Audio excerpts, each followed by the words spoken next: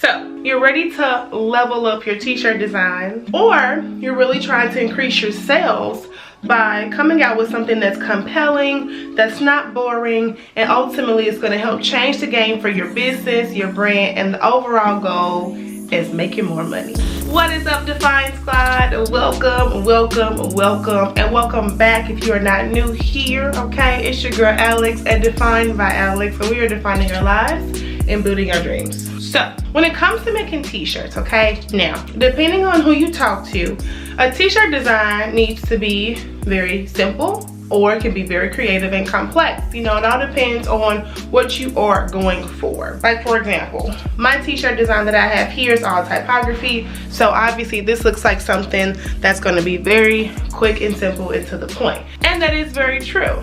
However, if you're looking to really like zhuzh up your t-shirt designs and you are using the heat press method, then in today's video I'm going to show you how you can do just that. I'm going to be pressing this vinyl called WALAKUT Puff Vinyl from Heat Transfer Warehouse. I'm going to be pressing the new WALAKUT Puff Vinyl. And if you guys have never seen this before, this vinyl gives you this 3D effect when it comes to creating. You really don't have to worry about like very flat, one-dimensional designs when you use this WALAKUT puff, okay? So I'm gonna go ahead and press this for you guys, and then you guys are gonna see in real time how this puff vinyl goes from a flat, one-dimensional looking design to a nice 3D and compelling, more creative style type of design for your t-shirt business.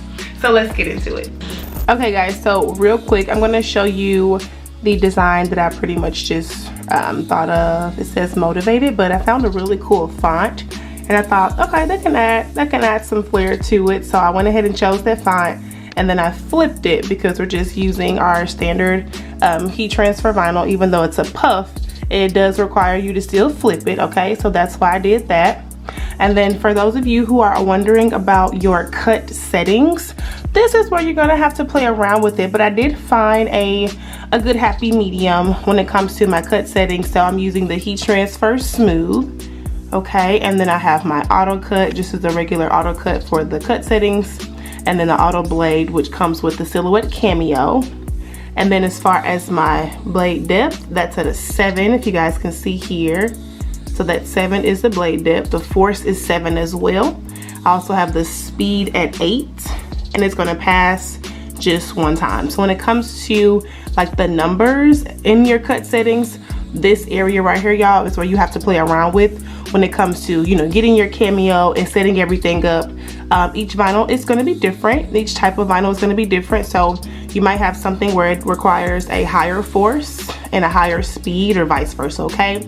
So just at a quick glance, this is what I'm looking at as far as my WALAKUT Puff cut settings in my silhouette cameo, the basic edition, and all that good stuff. All right, y'all, so as you can see, this is what the vinyl looks like when you just cut it and you weed it. So pretty typical, but I wanted to kind of lay it flat for y'all this way so you can see like it doesn't puff, you know, before pressing it, so it just looks flat, just like as it normally should. There is a little bit of a difference with the actual barrier here, so this is a little bit thicker and more like frosted when it comes to how it looks compared to just traditional HTV. So this is what I'm going to be pressing for y'all. So you're going to see it go from a really like flat, one-dimensional design on here to a more puffed and 3D style. So let me show you guys what that looks like.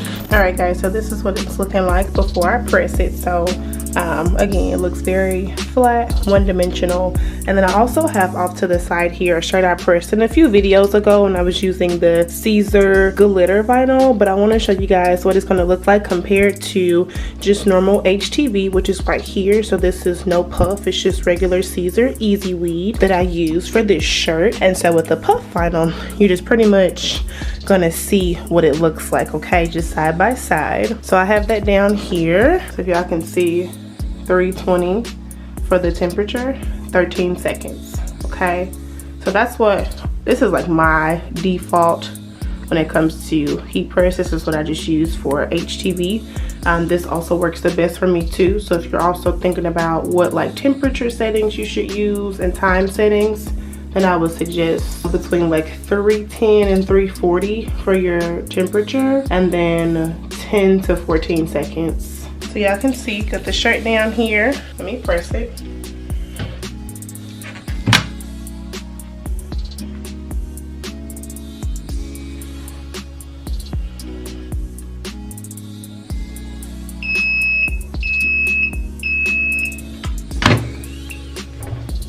All right, so I am done. Let me just peel it. It does require a hot peel.